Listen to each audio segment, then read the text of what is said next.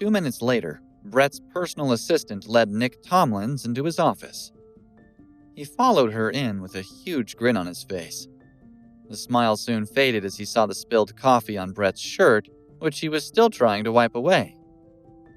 "Hi, Nick," he said brightly. "I can't shake your hand, sorry. I'm a bit of a mess at the moment." "That's okay," he replied, looking with barely disgusted distaste at Brett's clothing. His expression fell even further when he saw the man standing behind Brett. It was Frazer. "Hello, Nick," he said. "We meet again." He smiled, but the smile didn't reach his eyes. "Why is he here?" asked Nick, looking at Brett. "Frazer? He's my oldest friend," said Brett. "He came up for a cup of coffee. Is there a problem?" Nick didn't answer. "Sit down," said Brett. "Would you like some coffee?" Nick sat, but he wasn't listening to Brett's small talk. He had initially planned to ask Brett that morning to help him deal with Frazer, but they appeared to be good friends. He would have to tread carefully. "Seeing as you have company," he said politely, "I won't take up any more of your time. I'll come back tomorrow." He tried to stand up. "No need," said Brett. "Sit down. You don't need to worry about him. He doesn't know anything about the company, or about why we're talking today." As he continued to talk, Brett began to get carried away. "Treat him as if he's not in the room." He turned to Frazer. "Keep quiet while we talk, Frazer," he said. He glared at him, making sure that Nick saw the expression on his face. Nick began to relax. He could see that although Brett had just had breakfast with Frazer, he didn't like him that much. Even his friends treat him like dirt, he thought, a smug smile appearing on his face. He decided that Brett's idea to have him in the room might actually work in his favor. He couldn't wait to see the look on Frazer's face when he learned what he and Brett were discussing. "Then I won't stand on ceremony. Let's get down to business," he said, rubbing his hands together. He sat down again. Brett studied the other man. Even as he smiled at him, he felt goosebumps all over his body. He was convinced that Nick was putting on an act, just like he was. "Brett, are you okay?" asked Nick, noticing the uncomfortable look on his face. "Yes, I'm fine, thanks," said Brett. He shivered. "Just a little cold this morning." Frazer coughed, trying to hide his laughter. The other two men glared at him. "Frazer, go and get us some coffee," said Brett. "Make yourself useful." Nick laughed, enjoying seeing Frazer being treated that way. Brett rolled his eyes theatrically. "The man thinks he's my security guard, but all he does is make good coffee." Nick was enjoying himself immensely. He couldn't believe that Frazer had a job because he had a friend who owned a company. It was going to make the plan to take Natalia off him all the easier. As Frazer poured coffee, the other two men started to talk business. Brett was proving to be remarkably accommodating of the conditions Nick had set. As far as Nick could see, he was walking straight into the trap he had developed. Frazer smiled as he listened to the conversation. He found Nick to be a remarkably naive young man who believed no one could see his ulterior motive. It wasn't the first time someone had tried this tactic with them. Nick was making a complete fool of himself, and Frazer enjoyed watching him. As Brett continued his show of cooperation, Nick began to sweat. This wasn't what he had planned. Brett seemed to be a completely different person from the man he had met the day before. "Brett, if you continue to be this flexible, you won't have a business left," he said at one stage, enjoying an opportunity to advise a man he considered inferior. "But the more I help you now, the more you'll be able to help me in the future," lied Brett. "In the past, I only had intentions to stay in the national market. But with your help, I might be able to break into an international market." Nick believed him. "With my foreign contacts, it certainly will be a possibility," he said. "Leave it to me." "Nick, you're a genius." "Come, have more coffee," said Brett. "Frazer, bring us more coffee." Frazer walked over with a coffee pot. "Why don't you give us a down payment to show us your commitment to us?" he said. "Quiet," said Brett, feigning anger. "Don't listen to him, Nick. You don't need to do that." Nick looked at Frazer, his gaze steady. "How much did you have in mind?" he asked. Frazer told him a number. It was the same amount of money Nick had spent on the necklace he gave Natalia. His heart skipped a beat. Frazer was out for revenge and didn't care if he ruined his own boss's business deal to get it. "I can do that," he replied smoothly. "I'll write you a check right now." He pulled his checkbook out of his pocket and wrote it before handing it to Frazer. "Keep it safe," he added patronizingly. He picked up his coffee and took a sip while Frazer pocketed the check. The coffee had barely touched his lips when he sprayed it all over the room. It was incredibly bitter. "Frazer, what on earth have you given me to drink?" he asked angrily. "You've ruined my clothes, and Brett's too, for that matter." Brett tried not to laugh. "Are you okay?" he asked. "I need water," said Nick, trying not to choke. "Is there something wrong with your coffee?" asked Brett benignly. Nick looked at Frazer, hoping to get a glass of water, but instead he saw only a cold smile. What have you added to my coffee?" he asked. He lurched toward him, trying to punch him. "Calm down, Nick," said Brett. The sound of a fist on a bone echoed throughout the office. Frazer had landed a punch directly on Nick's nose. Blood began to run, where only seconds earlier coffee had been sprayed. Nick fell backwards into his chair, his hand on his face. "Ugh! How dare you hit me!" he shouted in astonishment. He couldn't believe that he had been attacked. But what had surprised him more was that Frazer could punch so well. Frazer walked toward him. "If you get any more ideas about my wife, I will kill you," he said coldly. "Is that clear?" Nick shivered. Never before had he heard such malice, but he was determined not to back down. He stood up so that he was nose to nose with Frazer. "What right do you have to be married to her?" he asked. "You'll regret hitting me. I'll make sure you're finished." He turned to Brett. "I don't think we'll be cooperating anytime soon," he said. As he turned to leave the room, Brett began laughing at him. He turned back angrily as he suddenly realized Brett had been acting. The two men had been conspiring against him all along. It turned out Brett had no intention of handing any company over to him. "I know you're determined," said Brett to him, his disguise gone. "But Natalia is married to my friend, and there's no way in the world I will do anything to help you." "You'll regret not killing me today," said Nick, as he continued to hold his bleeding nose. "I'll hurt you so badly that you'll be begging for mercy." Frazer leaned forward so his face was directly in front of Nick's.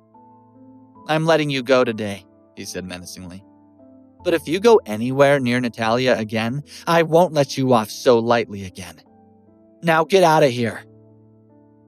Nick looked at the two men as he backed toward the door. They were no better than hoodlums. A few punches didn't worry him. In the modern era, where money talked far louder than violence, he was convinced he still had the upper hand. He was going to enjoy planning their deaths. "Remember what you said today," he said as he left the room. "You gonna let him go?" asked Brett. He looked worried. "Don't worry. I know what I'm doing," said Frazer. He was still staring at the door that Nick had just left through. Frazer wanted to kill Nick Tomlins, but that would have to wait.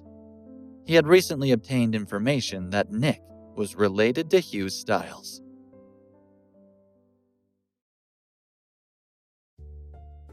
Frazer had kept a laser-like focus on the news ever since Dorothy unexpectedly told him that Nick was getting ready to return home. The year Nick went abroad was the most challenging period in Hugh's life. Shortly after Nick's departure, Hugh's son died in a car accident. Although it all could have been a coincidence, Frazer hadn't wanted to risk missing an opportunity to strike if his instincts had been right. Now, he knew that he had indeed been correct. Although Frazer now had the money he needed, Brett was still concerned. "So, what do we do next?" he asked. "Keep yourself busy with work," Frazer instructed. "With work?" Brett asked with a confused expression. The company was on the right track.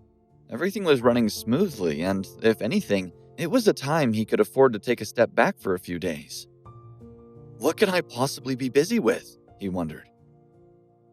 Frazer let out a bark of a laugh before asking, "What did Nick leave behind when he left?" Brett swiveled his head as he looked around the room, still with a confused expression. "I don't know. Everything looks normal in here," he replied. Frazer rolled his eyes. "Nick laid a smooth path ahead for Frandotech. Don't you think we should go for it?" "You mean, you want to strike while the iron's hot?" Brett asked. Frazer nodded, causing Brett to think over the suggestion. Nick frequently acquired better benefits for Frandotech by negotiating partnerships with other companies. It also meant that Frandotech tended to have strong and friendly relationships across the industry. Frazer seemed to see the conclusion Brett was coming to. "So, if Nick comes to you with a sincere offer, you'll accept?" Frazer asked. "Of course," Brett replied before frowning. "But he just wrote you a huge check. Why would he be willing to offer me anything else?" "Just wait and see," Frazer replied mysteriously. As Nick returned to the parking lot, his anger mounted with each step. It was clear that Brett and Frazer had teamed up to trick him. He had never taken them seriously before that day, and it was coming back to bite him. Buying out Frandotech wasn't an option. He had to think of another way to get the upper hand. He decided to call Lamar Johnson, the president of Ramtech. "Hey, Lamar. I'm sorry. I know that I told you that I wanted to cooperate with Frandotech, but the other side defaulted. Let me take you out to lunch tomorrow and recommend a more reputable company. How about it?" "Don't worry about it. From my end, everything looks good with Frandotech. Thank you for the introduction. I'll make sure to treat you to dinner next time," Lamar replied, cheerily, before hanging up. "What's going on?" Nick wondered. Originally, the plan to work with Frandotech had been fake. It was just part of a bigger scheme to take over Robster. Once Nick had what he wanted, he could withdraw from any agreement and even demand compensation. But Lamar sounded like he was actually moving forward with a partnership with Frandotech. Dread spread through Nick as he dialed Stephen Mayer, the president of Key International. When the call connected, Nick said, "Hey, Stephen, regarding the collaboration with Frandotech?" Stephen cut him off. "Nick, I was just about to call you. I've been doing some thinking over the past few days and have decided against sending the company overseas. The situation is too unstable right now." Stephen's words turned into background noise as Nick stopped listening. "It's all an excuse," Nick realized angrily. He knew Stephen wasn't a fool. His company wouldn't survive if it left international trade, which meant somebody else had gotten to him behind Nick's back. As he called yet another company, he discovered they had also chosen to continue working with Frandotech. After hanging up, Nick tossed his phone away roughly and smacked his steering wheel angrily. "Ugh! Who's working against me?" he shouted in the empty car. After taking a few deep breaths to calm himself, he started the car. He turned the wheel around to take the highway, causing several cars to slam on their brakes. A symphony of angry horns was left behind him. After their calls with Nick, several executives reached out to Brett to feel reassured in their decision. As the calls came in, one after another, Brett's surprise and concern grew. Nonetheless, he comforted each of them. "Of course, I appreciate the opportunity to work together. Frandotech may not be a large company, but we're reliable," Brett replied, as he watched Frazer from the corner of his eye. He was playing with the ballpoint pen in his hand, thinking about something. After the third call ended, Brett walked over to him. "What did you do? I'm assuming Lamar, Steven, and the others didn't just randomly take a liking to us." "Don't get too worked up. It isn't a long-term solution. I'm just trying to keep them in check for a while. I'll need you to run a tight ship in the meantime," Frazer replied. Despite Frazer's cautions, Brett was excited. Although Steven's company, Key International, only had a small share in the domestic market, they were the quickest way to enter foreign markets. Despite his excitement on behalf of their company, Brett was still concerned about Frazer's family affairs. "It's great that you're taking care of the company. But what about you?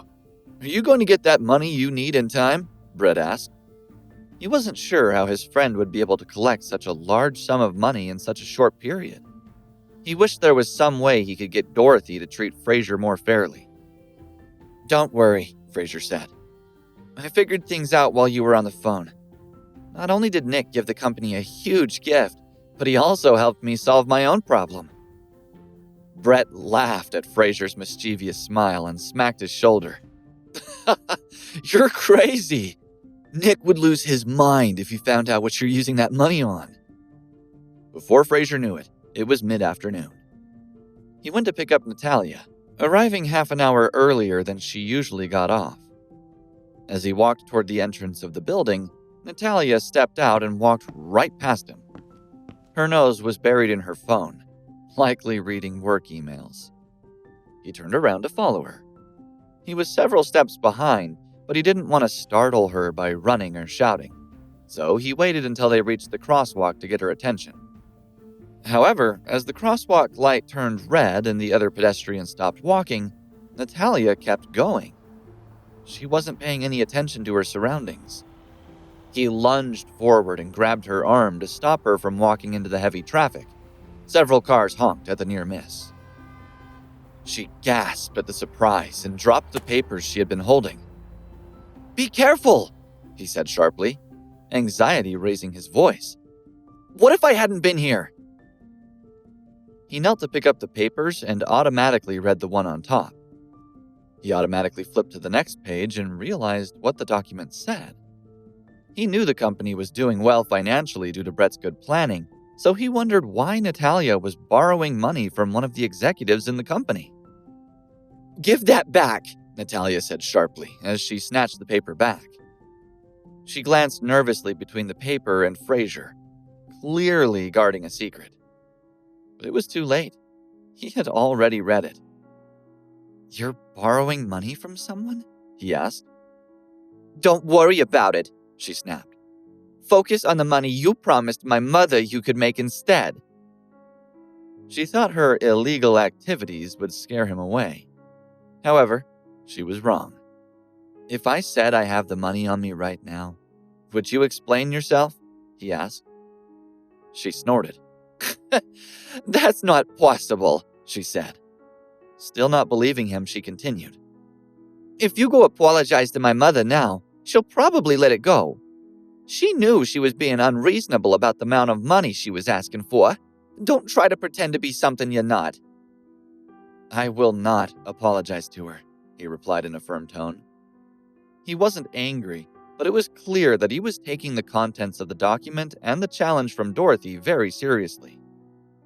Natalia wanted to believe the best of her mother, but Frazer knew better. Dorothy had been dying to figure out a way to kick him out for 3 years. While she had always disliked him, finding him useless wasn't a good enough reason to send him to the streets. So, by giving him a challenge that he couldn't refuse, she assumed he could never succeed. She had found a way to kick him out without being the bad mother in other people's eyes. "Why are you being so stubborn?" Natalia asked. The fact that her husband had been willing to risk their marriage broke her heart. She suspected he finally had enough of her and her family. "If refusing to give up on you or our marriage makes me stubborn, then that's fine by me," he retorted. Her heart beat wildly when she understood the meaning of his words. He doesn't want a divorce, she realized happily. He only agreed to the bet because my mother forced him.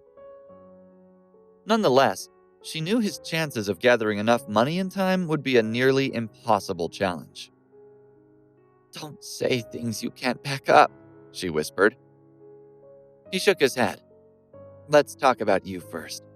Are you really so short on money you need to borrow it from other people? Is Brett not paying you enough?" he asked. Hey guys, Frazer here. Listen to the full episode of Unraveling the Son-In-Law exclusively on Pocket FM app. Click the link in description to install the app now.